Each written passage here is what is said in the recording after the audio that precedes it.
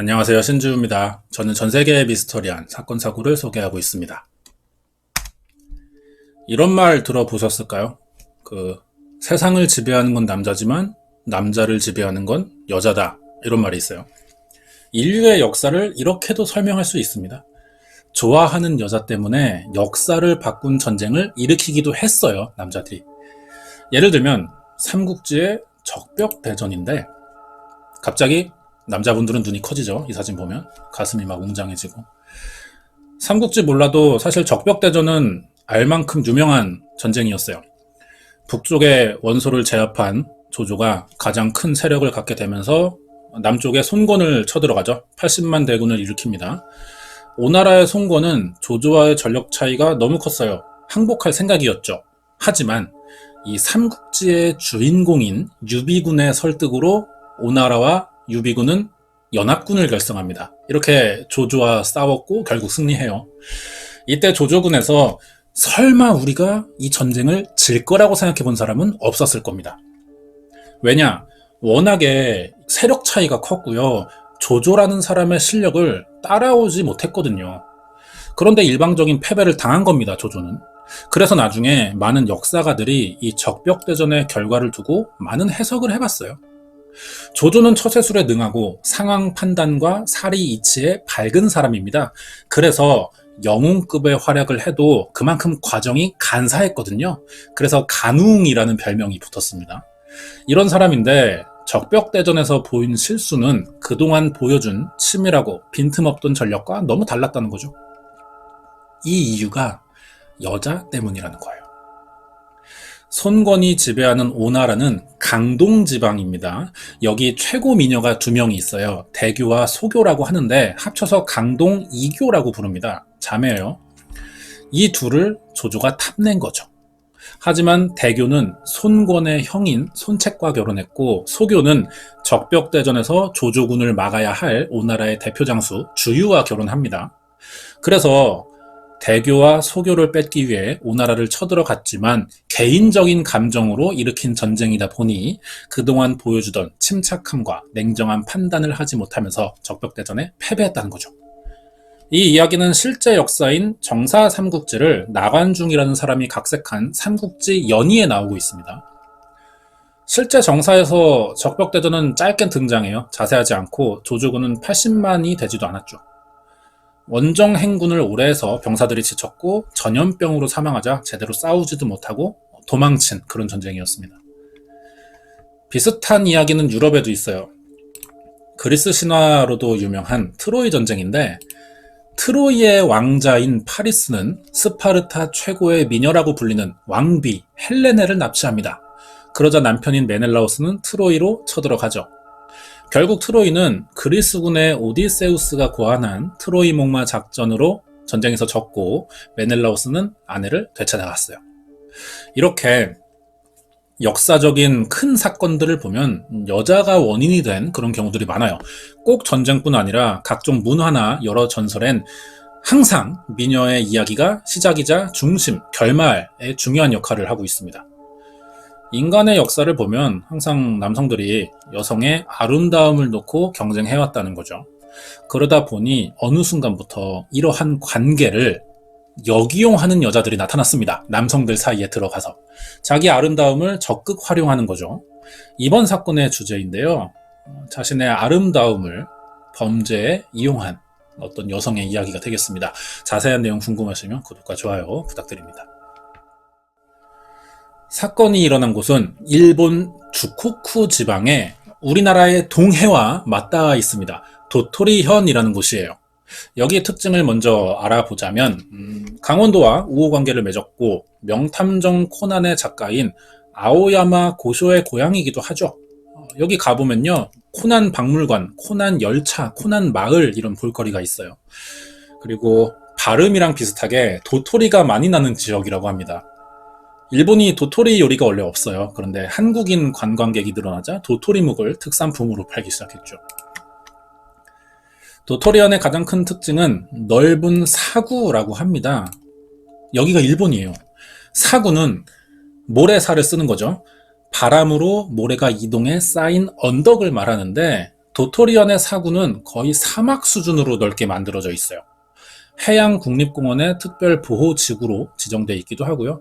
나라에서 보호하겠다는 의미죠. 그렇다 보니 여기 특이한 법도 하나 있습니다. 낙서금지법이 있는 거예요. 광고나 홍보 성격의 문구를 모래 언덕에 적어두지 못하게 하는 법이죠. 모래사장에 낙서를 할 수 없다는 거예요. 실제로 2007년, 2008년에 낙서를 했다가 과태료로 5만 엔을 낸 사람도 있습니다. 도토리현의 또 다른 특징은 일본에서 인구가 가장 적은 지역이라는 거죠. 55만 명밖에 되지 않습니다.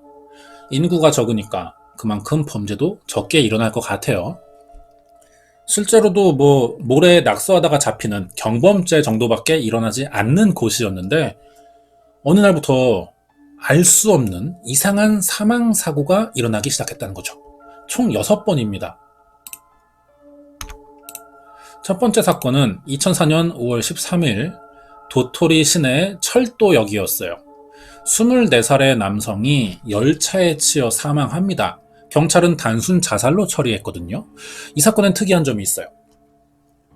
사망한 남자가 큰 상자 안에 들어가 있는 채로 열차에 치였다는 거죠. 의문점이 있긴 하죠, 이런 게. 하지만 이대로 종결됩니다.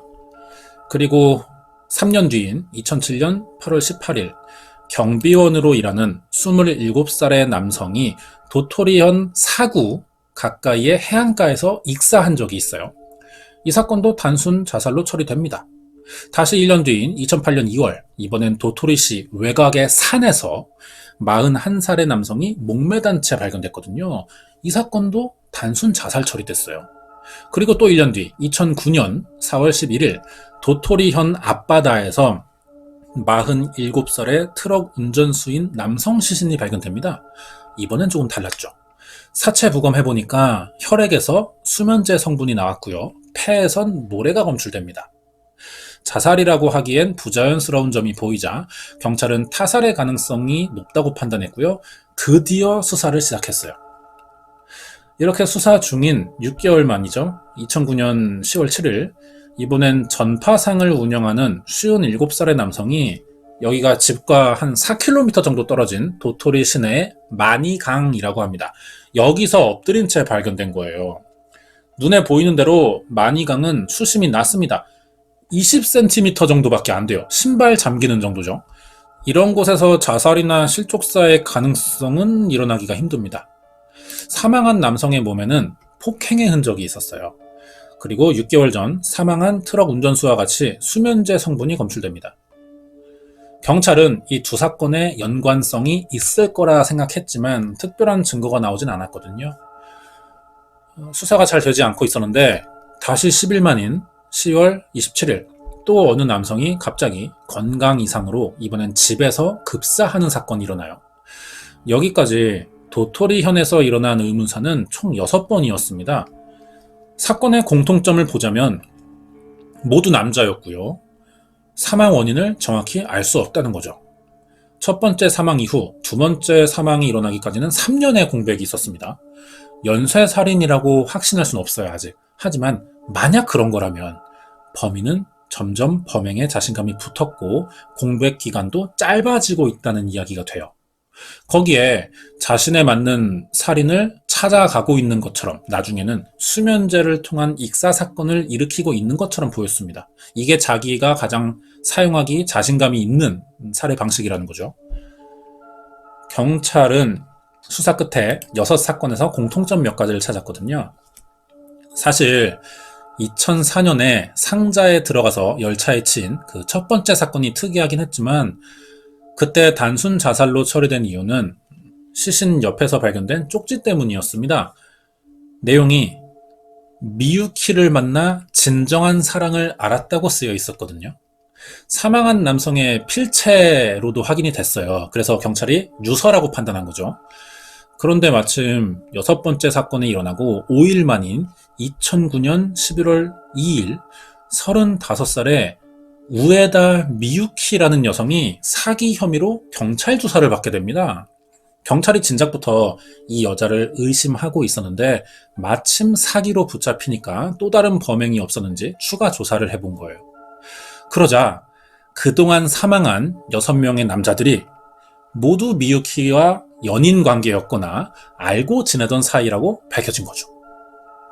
사망한 남성들이 모두 한 여성을 알고 있다는 건 우연이라고 보기 힘들어요. 분명 미유키와 어떤 관련이 있을 겁니다. 이걸 찾아야 되는 거죠. 미유키의 사생활을 조사해봤어요. 그동안 많은 남성들을 만나왔는데 이게 단순한 남녀 사이들로 보이진 않았습니다. 남자들이 자기 가정과 자식까지 버려가면서 미유키를 만나려고 찾아갔었다는 거예요. 그것도 서로 좋아서 생긴 일이라기보다는 남성들이 일방적으로 미유키를 좋아했다는 거죠.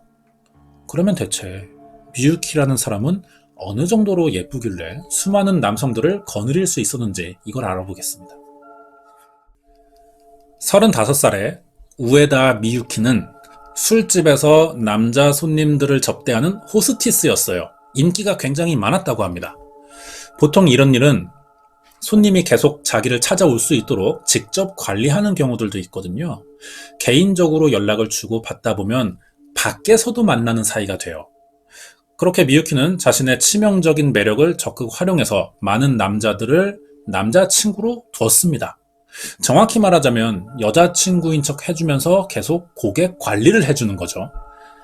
2004년 상자 안에서 열차에 치여 죽은 첫 번째 사망자는 42살의 후루카와 츠카사라고 합니다. 후루카와가 술집에서 미유키를 처음 만난 거예요. 그 뒤로 미유키에게 빠져들었고 같이 살기 위해 자기 아내와 자식까지 버립니다. 후루카와는 일본의 대형 신문사인 요미우리 신문의 기자였어요. 월급을 많이 받았지만 미유키를 보러 가려면 항상 많은 술값이 필요했고 따로 보려면 미유키에게 또 돈을 줘야 했어요. 그래서 후루카와는 요미우리 신문의 기자식이나 하면서도 주변 사람들에게 자주 돈을 빌렸고 많은 빚을 가지게 됩니다. 직업과 평판으로 사람을 판단할 수는 없지만 그래도 대형 신문사 기자라면 평균 이상의 교육을 받았을 거예요. 직업 특성상 냉정함과 중립적인 시각에 사실을 중요시하는 이런 성격이 요구될 텐데 어떻게 술집에서 만난 접대부에게 이렇게 갑자기 빠지는지 잘 이해가 되지는 않거든요. 뭔가에 홀렸다 이렇게밖에 표현할 수가 없어요. 미유키에게 빠진 남자가 많던 걸 감안하면 아마 이 여자에게 뭔가 정말 치명적인 어떤 그런 게 있는 것 같아요. 후루카와 츠카사가 갚지 못할 빚이 생겨서 목숨을 끊었는지 아니면 미유키에게 그동안 준 돈을 돌려달라고 요구하면서 살해당했는지 이런 건 알 수 없습니다. 시신 부검도 없었고요. 동기가 밝혀진 것도 아니에요. 수사가 금방 자살로 종결됐거든요. 그래서 범인을 미유키라고 단정 지을 수는 없는 거죠. 의심만 되는 겁니다. 두 번째 사건, 2007년 8월 18일 사망한 27살의 후루타 시니치인데 경비원이었습니다. 미유키와는 2001년부터 만나기 시작했고요. 2005년에는 동거도 했어요. 그럼 2004년에 사망한 요미우리 신문사 기자와 기간이 겹치거든요. 동시에 만나고 있던 거죠. 미유키의 이웃집 사람들 증언을 들어보면 동거 당시 수시로 후루타 시니치를 폭행한 적이 있었다고 합니다. 매일 프라이팬으로 때리거나 몸에 뜨거운 물을 끼얹었다고 하는데 밧줄로 감금해 놓기도 했고요. 그래서 한 번은 후루타 시니치가 도망친 적이 있거든요. 하지만 결국 자기 발로 다시 미유키를 찾아가서 아파트 월세를 내주거나 100만 엔을 용돈으로 주면서 다시 만나게 됐다고 합니다. 후루타 시니치는 미유키 가족과 바다에 갔어요. 여기서 수영하다가 갑자기 물에 빠졌고 익사 직전에 구조됩니다. 그래서 병원에 옮겨졌지만 결국 사망한 경우예요. 이 사망이 단순한 사고라고 보기에는 어렵거든요. 왜냐하면 후루타 시니치는 수영을 못합니다. 애초에 수영을 못하는 사람이 익사할 수도 있는 깊이의 바다까지 들어갈 이유는 없다는 거죠. 거기에 구조되고 병원에서 10일 뒤에 사망했거든요. 익사해서 간 게 아니라 구조돼서 치료를 받았는데 10일이나 지나고 사망하는 경우는 거의 찾아보기 어려울 거예요. 이 상황을 추정해 보자면 후루타 시니치가 바다에 빠진 이유는 물에 들어가기 전 약물을 복용했을 가능성이 있습니다. 미유키가 먹인 거죠.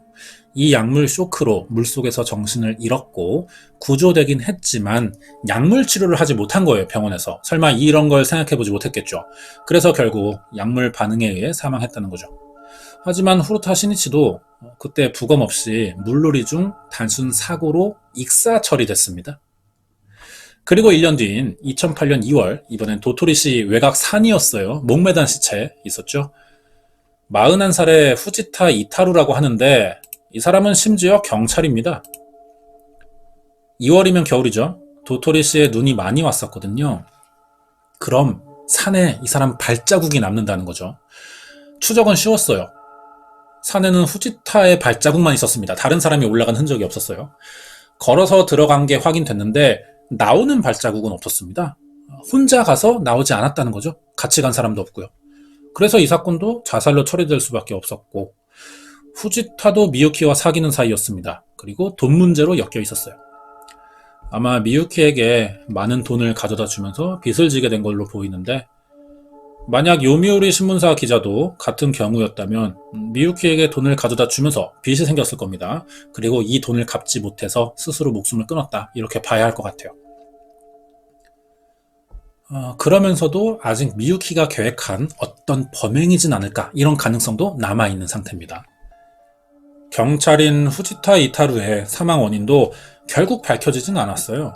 특이한 건 다른 사건의 수사 도중 미유키를 알게 된 경우입니다. 경찰은 술집에 잠입했다가 우연히 미유키를 만나서 술집이나 어떤 이런 일을 하는 사람들의 정보를 좀 얻으려고 했는데 대화를 하면서 빠진 거죠. 이 정도면 미유키는 남자의 마음을 잘 알고 이용할 줄 아는 사람이라고 생각되는데요. 세 번째 사건은 2009년 4월 11일에 일어났습니다. 사망한 채 발견된 트럭 운전수는 47살의 야베 카즈미예요. 미유키와 어떤 관계고 어떻게 알았는지 밝혀지진 않았습니다. 알려진 정보로는 미유키에게 270만 엔 정도의 큰 돈을 빌려줬다고 하는데 이 돈을 나중에 받아내려다가 사건이 벌어진 거죠. 여기서 새로운 남성인 A라는 사람이 나타나요. A는 46살이고 이 당시 미유키와 동거 중이었습니다. 카즈미는 사체로 발견되기 일주일 전부터 실종 상태였어요. 그러면 사건 발생은 4월 4일쯤으로 추정해 볼 수 있거든요. 미유키는 카즈미에게 빚을 갚겠다면서 불러냈다고 합니다. 그리고 편의점에서 삼각김밥이랑 된장국, 녹차를 사서 동거남인 A의 차를 타고 카즈미와 약속한 장소에 갔어요. 여기서 카즈미와 만났고 카즈미의 차로 옮겨 타서 어디론가 갑니다, 둘이. 그리고 동거남인 A가 미유키의 전화를 받는데 지금 해변가이니 데리러 와달라는 거예요. 가봤죠? 그랬더니 미유키가 그때 물에 젖어 있었다는 겁니다. 이게 동거남 A가 나중에 체포되면서 한 진술이에요. 그리고 일주일 뒤인 4월 11일 아침에 바다에서 카즈미가 익사한 채 발견됐던 거고요. 경찰은 이 사건부터 이상하다는 생각을 하기 시작했고 처음으로 사체 부검을 해봤습니다. 그랬더니 혈액에서 수면제 성분과 폐에서 모래가 나온 거죠. 얼핏 보면 스스로 목숨을 끊으려는 카즈미가 수면제를 먹고 바다에 뛰었다고 생각해 볼 수도 있어요. 하지만 만약 그런 거라면 폐에서는 물만 발견돼야 합니다. 모래가 나왔다는 건 카즈미가 수면제를 먹고 모래 사장에 쓰러져 있었을 이런 가능성이 있어요. 그러면 모래사장에 쓰러진 남자가 파도에 쓸려가기는 어렵겠죠. 미유키가 카즈미를 마지막으로 만났고 이때 주먹밥과 녹차를 사갔다는 점에서 정황상 미유키를 용의자로 볼 수는 있습니다. 그러려면 이 주먹밥과 녹차 안에 수면제가 들었다는 사실을 입증해야 돼요. 카즈미 몸에서 수면제가 나오긴 했지만 이게 미유키가 준 음식에 섞여 있었는지 아니면 따로 먹은 건지 제3의 인물이 먹인 건지 이걸 입증하지 못하니까 미유키를 용의자로 볼 수 없는 거죠. 하지만 2009년 10월 7일 다섯 번째 사망자인 마루야마 히데키의 사망엔 미유키의 혐의가 강하게 보이고 있습니다. 57살인 마루야마 히데키는 전파상과 전기 시공을 하던 사람이에요. 이 사람은 술집에서 미유키를 만나지 않았습니다. 전기 공사를 하다 어느 남성을 먼저 알게 되거든요. 이때 말이 잘 통해서 지인이 됐어요. 그런데 이 사람이 자기 여자친구라며 소개시켜주는데 그 여자가 미유키였던 거죠. 처음에 서로 인사는 주고받았지만 연락까지 하는 사이는 아니었는데 갑자기 사건 발생 2달 전에 미유키가 마루야마의 가게를 찾아옵니다. 자기 TV가 낡았다면서 27만엔짜리 TV를 외상으로 가져가는 거예요. 우리나라 돈으로 270만원짜리 TV를 그냥 가져갔다는 거죠. 그리고 며칠 뒤 처음 보는 남자와 다시 한번 가게를 찾아옵니다. 그때 가져간 TV 값을 내는 줄 알았는데 자기 동생도 새 TV를 산다면서 다시 한 대를 또 가져가는 거죠. 마루야마는 이 미유키라는 여자가 지인의 여자친구기도 해서 설마 사기를 칠 거란 생각은 안 했어요. 하지만 시간이 좀 지나도 TV 값을 내지 않자 돈을 달라고 직접 연락한 적이 있습니다. 그리고 마루야마는 실종되고 일주일 만에 강에서 발견된 거예요. 사라지기 전 마루야마는 가족에게 수금을 하러 간다면서 집을 나갔다고 합니다. 마루야마는 4월 7일 오후 2시 수심이 20cm밖에 안 되는 강에 엎드린 채 익사해 있었죠. 부검 결과 폭행의 흔적이 발견됐고 수면제 반응도 나왔습니다. 마루야마는 자기 자동차와 10m 거리에서 사망했거든요.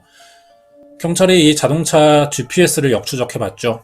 수금하러 간다고 가족들에게 말한 뒤 자기 사무실에 들렀다가 7km 떨어진 미유키의 집으로 간 게 밝혀졌어요.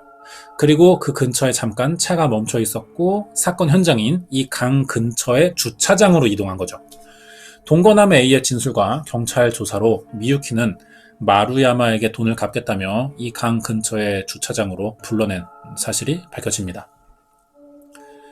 여기서 미유키의 전화를 받고 동거남 A가 주차장에 갔는데 아직 살아있는 마루야마를 마지막으로 목격했고 이때 상당히 피곤해 보이는 얼굴이었다고 진술했거든요. 그러다 갑자기 미유키가 바람을 쐬러 간다면서 마루야마 차를 타고 사라졌다가 혼자 돌아온 거예요. A가 이 남자는 어디 갔냐 물어보니까 자기에게 맞더니 혼자 가버렸다는 대답을 했고요. 마루야마 사차에서 폭행의 흔적이 있었고 동거남 A가 이때도 미유키의 몸은 물에 젖어 있었다고 진술했거든요. 그러니까 약을 먹였거나 의식이 없을 때 폭행을 했고 이 강에 빠뜨렸다 이렇게 볼 수 있겠죠. 그리고 20일 만인 2009년 10월 27일 58살의 다구치 가즈미라는 남성도 사망합니다. 미유키와 같은 아파트에 사는 사람인데 직업이 없어요. 미유키가 일하는 술집의 단골이었다고 합니다. 서로 사귀던 사이였는지는 알 수 없지만 지금까지 사망한 남성들의 정황으로 봤을 때는 적어도 미유키에게 호감이 있는 남자였을 가능성이 높죠. 다구치는 사망하기 한 달 전 미유키의 자동차를 빌려 타다가 도토리역 앞에서 교통사고를 낸 적이 있습니다. 이 사고로 크게 다치거든요. 거동이 불편해졌고 집 밖으로 나오는 게 힘들었어요. 그러자 같은 아파트 주민인 미유키가 다구치의 집 열쇠를 받아서 자주 이 집에 들렀다고 합니다. 밥을 챙겨줬다 그래요. 미유키는 자기가 직접 사고 난 상대 차량과 합의를 받고 치료비와 차 수리비를 이미 다 냈다면서 다구치에게 그 돈을 달라는 거죠. 이렇게 8만엔을 받아요. 이때부터 다구치가 무직자라 매달 받는 생활보조금을 자동차 수리비와 치료비 이런 명목으로 매달 가져가기 시작했다고 합니다. 이때마다 항상 옆에는 그 동거남인 A가 있었고요. 시간이 지나도 다구치의 건강은 회복되지 않았고 사망 전날엔 혼수 상태였다고 합니다. 다구치의 지인은 교통사고가 일어나기 전까지 이 사람이 너무 건강했는데 갑자기 이렇게 나빠져서 좀 놀랐다고 했어요. 열려있는 현관문 사이로는 동거남 A와 미유키의 웃는 소리가 자주 들렸고 혼수 상태의 다구치가 사망하기 전날에도 미유키는 이 집에 있었다고 합니다. 경찰은 미유키가 다구치에게 음식을 가져다 주면서 지속적으로 어떤 약을 먹였고 이렇게 건강이 악화된 거라고 추측했어요.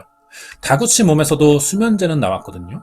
하지만 세 번째로 사망한 카즈미 때처럼 음식에 수면제가 있었느냐 이 점을 입증하지 못해서 결국 의문사로 종결됐습니다. 수사로 드러난 6번의 사건은 여기까지예요. 아무 증거를 찾지 못했고 우에다 미유키도 진술을 하지 않습니다. 그래서 자세한 내막을 더 이상 알 방법은 없어요.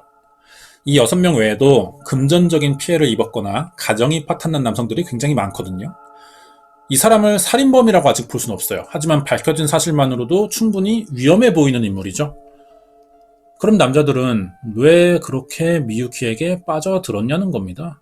대체 어떤 사람이길래 남자들을 마음대로 할 수 있는지 지금부터 미유키라는 사람에 대해 알아보도록 하겠습니다. 자, 우에다 미유키. 얼마나 이쁘길래 만나는 남자마다 이 사람에게 빠져드는 걸까요? 사진 공개하겠습니다.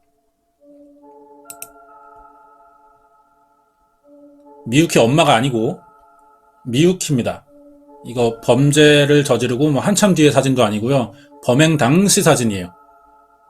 여러분들의 어떤 고정관념이 많이 깨졌죠. 자, 1974년생이에요. 도토리현에서 태어났고요. 5살 위에 오빠가 있는 네 가족이었습니다.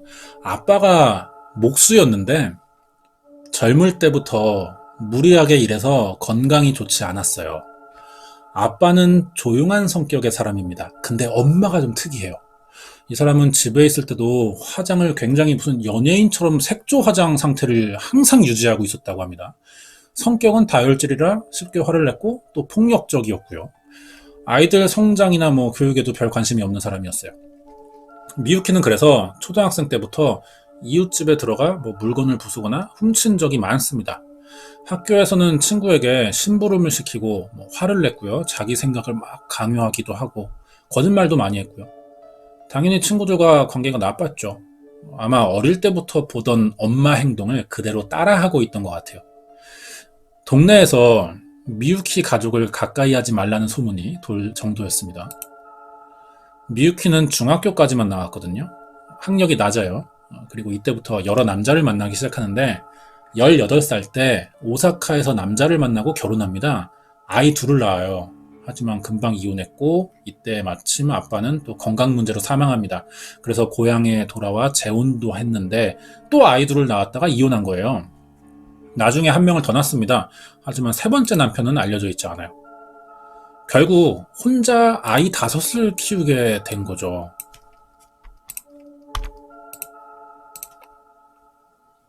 자, 이 사진이 그 당시 사진이고요. 저기 키 큰 남자가 첫 번째 사망한 남자예요. 그 요미우리 신문사 기자.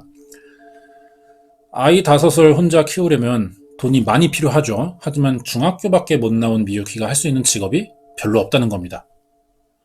가난했고 월세 2만원짜리 방 한 칸에서 아이 5을 키웠어요. 미유키가 여기를 쓰레기집이라고 불렀습니다. 집 주위에 버리지 않은 쓰레기가 많이 쌓여 있었고 집 안에도 마찬가지였고요. 나중에 사건이 밝혀지면서 가택수사가 들어갔는데 집 안에 음식물 쓰레기로 싱크대가 막 썩어 있었고 개 3마리와 고양이 5마리까지 키우고 있었다고 합니다. 전혀 상식적이지 못한 수준의 살림살이였던 거예요. 미유키는 편의점에서 주먹밥 20개를 사오는 걸로 하루를 시작합니다. 이걸 아이들에게 나눠주는 게 전부였고 아무것도 안 해요. 그 뒤론 가족 여행에서 익사한 경비원이죠. 후르타 시니치나 동거남 A가 미유키를 대신해 아이를 돌봐줬습니다. 이런 상황에서 어쨌든 미유키도 돈은 필요하니까 일을 해야 되는데 선택할 수 있는 직업이 술집 접대부밖에 없는 거예요. 학력이 낮아도 간호조무사나 복지사, 요양도우미 이런 일도 할 수는 있습니다. 하지만 월급이 적으니까 눈에 들지 않았고요. 그 외엔 딱히 할 수 있는 일도 없고요.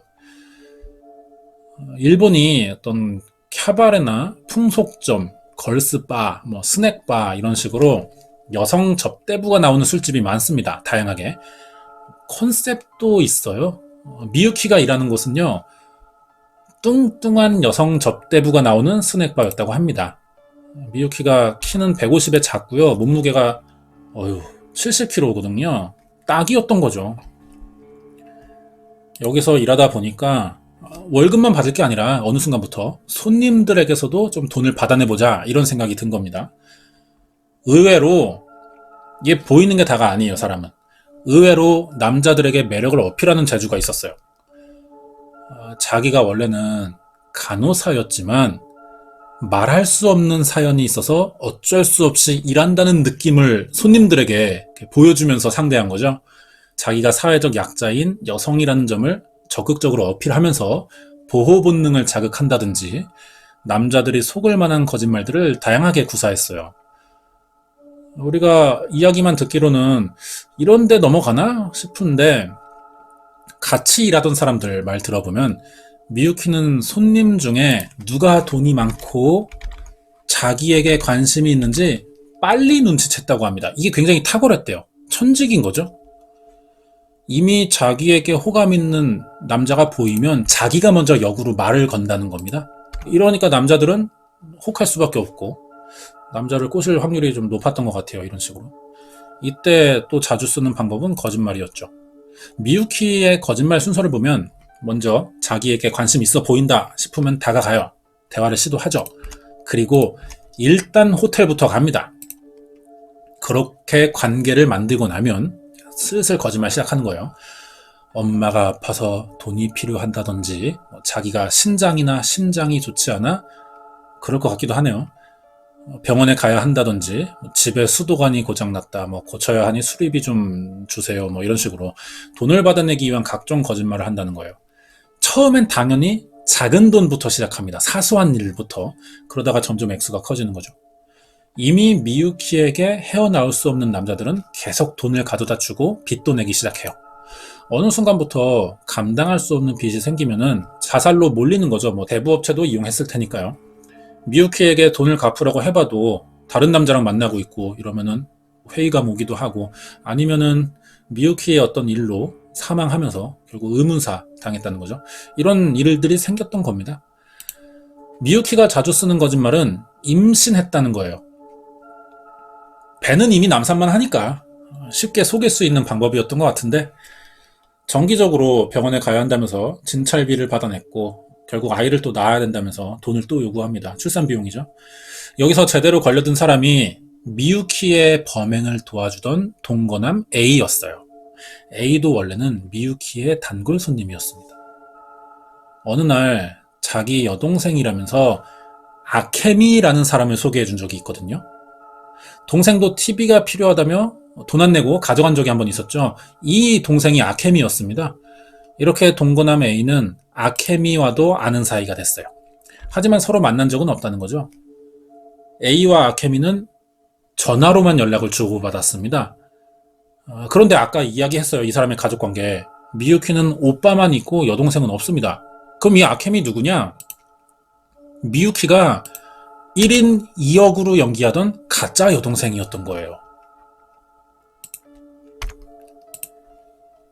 요미우리 신문인데 요미우리 신문사 기자가 죽었는데 그 사건이 요미우리 신문에 난 거죠. 도토리 불심사녀 체포라고 써있어요. 헤드라인이. 불심사는 의문사를 일본식으로 표현하는 단어 같습니다. 1인 2역은 남성들에게 사기칠 때 자주 써먹은 작전이었는데요. 나중에 동거남 A는 미유키의 임신 소식도 듣게 됩니다. 사실 A는 가정이 있는 유부남이었어요. 몰래 여자친구만 둘 생각이었는데 갑자기 임신을 해버렸다니까 굉장히 압박을 받았겠죠. 그런데다가 아케미가 A에게 전화해서 언니가 임신한 사실로 부모님과 싸웠고 자살 기도도 했다. 상태가 위독하다. 이런 이야기를 한 거예요. 이렇게 A를 몰아가 놓고 마지막엔 미유키가 돼서 전화를 걸어요. 아이를 낳을 테니 오빠 출산 비용을 주세요. 이렇게 했던 거죠. 그것도 임신한 아이가 색상둥이라는 겁니다. 그래서 한 명당 1,000만엔씩 3,000만엔을 달라고 했어요. 돈을 줄 능력이 없는 A는 결국 자기 아이가 될 3명과 미유키의 아이들까지 책임지기 위해 가정을 버리고 미유키와 살기 시작합니다. A는 미유키의 쓰레기 같은 집이 아니라 옆방에서 살았거든요. 사실혼 관계처럼 지낸 거죠. 그런데 시간이 좀 지나고 보니까 이상한 거예요. 미유키가 아이를 안 낳습니다. 배는 계속 불러오는데. 물어보니까 지가 예전에 낙태약을 먹어서 아이는 지금 없다는 거예요. 이런 황당한 대답을 합니다. A는 이걸 또 다 믿어요. 결국 A는 미유키가 세 번째 사망자인 카즈미나 네 번째인 마루야마를 만날 때도 미유키의 지시대로 움직였고 혼수 상태의 다구치를 돌보는 일도 거들었습니다. 답답할 정도로 남자들이 미유키에게 끌려다니죠. 왜 이러냐는 겁니다. 이거 이론상으로는 알겠어요. 근데 납득은 안 됩니다. 그래서 미유키와 만나본 적 있는 여러 남성들의 증언을 좀 찾아봤는데 하는 말이 다 똑같아요. 미유키를 만나면서 이 외모랑 상관없이 마음에 큰 위안을 받았다고 말한다는 거죠. 다른 여성들에게서는 받아본 적 없는 관심과 애정의 문자 메시지 이런 게 매일 왔고 손편지도 자주 써줬다는 거예요, 이 사람이. 그 손편지를 좀 보니까 이렇습니다. 이게 직접 쓴 거예요. 자기를 미유키라고 3인칭으로 부릅니다. 그리고 내용도 굉장히 유아틱한데 이 내용을 좀 하나 소개해 드리자면은, 여기는 이제 편지 보낸 사람을 이름을 가린 거죠. 이 사람을 지우라고 치면은 이런 내용이에요. 미유키가 지우쿤이 언제나 미유키 곁에 있어 줬기 때문에 오늘날의 미유키가 있는 거지. 정말 미유키는 살아있는 거야. 지금까지 살아있어서 다행이야. 어제까지의 미유키에겐 살아가는 희망도 꿈도 아무것도 없었음. 이런 내용의 편지인 거죠. 두 번째로 사망한 경비원이죠. 27살의 후루타 시니치를 제외하면 미유키는 전부 자기보다 나이차가 많이 나는 연상의 남자들을 만나왔습니다. 젊은 여자가 아저씨인 나에게 적극적이니까 빠져들었다는 건데요. 단둘이 있을 때는 완전 이거는 이제 피해자 중 사망한 사람은 아니고요. 여러 피해자 중 한 명이에요. 같이 찍은 스티커 사진인데 이런데도 빠져들었다는 거예요. 왜냐, 단둘이 있을 때는 굉장히 적극적입니다, 이 여자가. 그런데 이 남성의 어떤 지인이라도 같이 만나게 되면 그때부터는 정말 얌전하고 친절한 반전 이미지, 막 남자에게 헌신하는 이런 느낌을 보여줬고, 친구를 만나러 간다면은 몰래 남자 지갑에 용돈을 넣어줍니다. 그리고 명절에는 직장 상사에게 가져다 주라면서 명절 선물을 미리 챙겨다 주기도 했어요. 철저히 내조하는 현모양처를 연기했고, 남자들의 체면이나 자존심을 살려주는 화법을 많이 썼습니다. 미유키가 만난 남자들이 대개 40대에서 70대 사이예요. 이 나이대 남성들은요, 사회생활에 대한 피로감이 쌓여 있고요. 집에서도 자상한 남편이기보다는 책임감이 필요한 가장으로서의 압박을 많이 받거든요.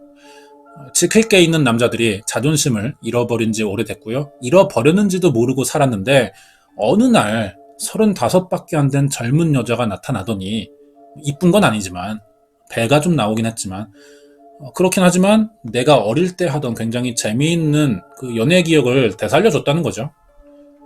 남자들의 결핍을 제대로 파고들 줄 아는 전형적인 사기꾼 기질이 있던 여자예요.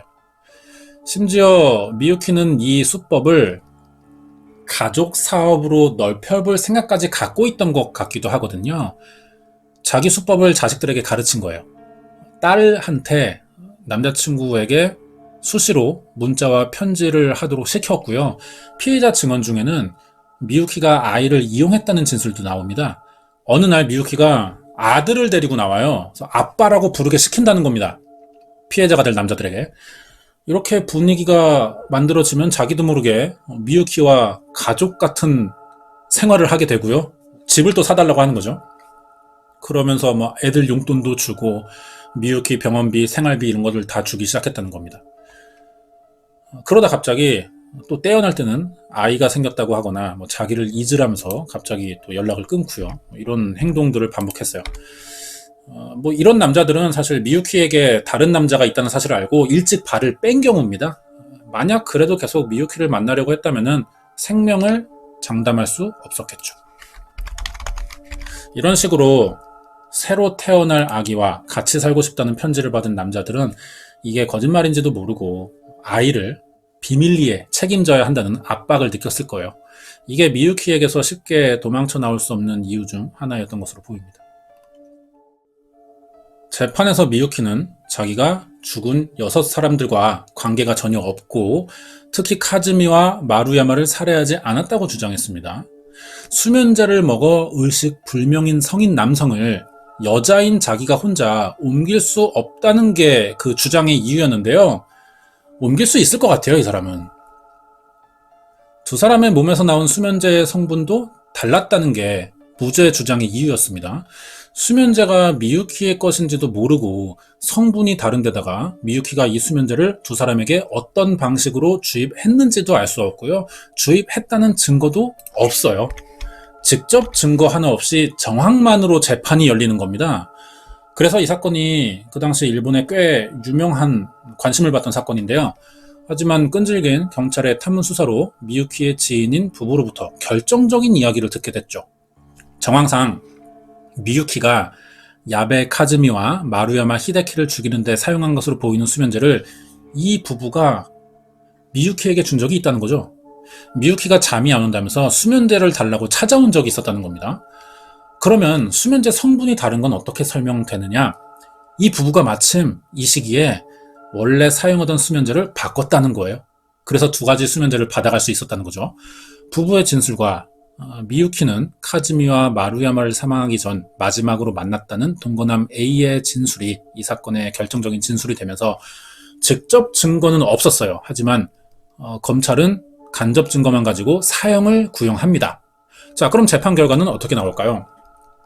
2012년 12월 4일 도토리 지방법원은 15건의 사기와 1건의 주거 침입으로 체포된 미유키에게 6명의 사건 중 야베 카즈미와 마루야마 히데키의 강도살인을 인정했습니다. 검찰의 구형을 인정했고요.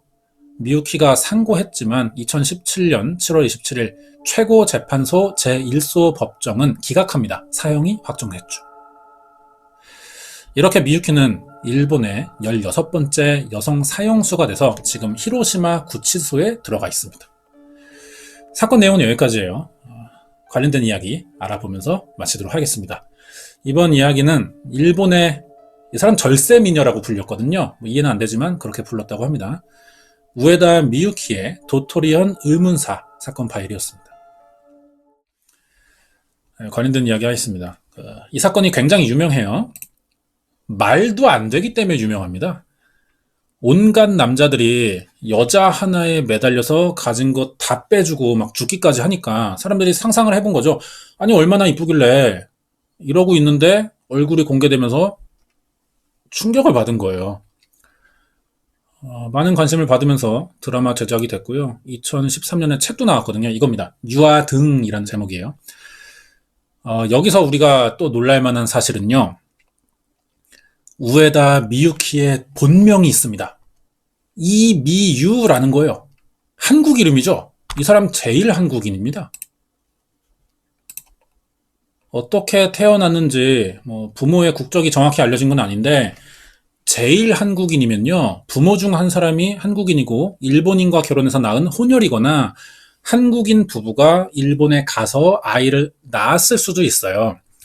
제일 한국인의 경계가 애매모호해서 3세대, 4세대 혼혈까지 포함하는 경우도 있긴 하거든요. 그런데 한국 이름이 있는 걸로 봐서는 아마 2세대 혼혈쯤 되지 않을까 이런 생각이 듭니다. 제일 한국인들의 강력범죄가 일본에서 여러 번 있었거든요. 그런데다가 이 미유키 사건은 스케일이 꽤 크죠. 6명이나 죽었어요. 그러다 보니 한국에 대한 이미지가 좀 나빠지는 대표적인 사건이기도 했습니다.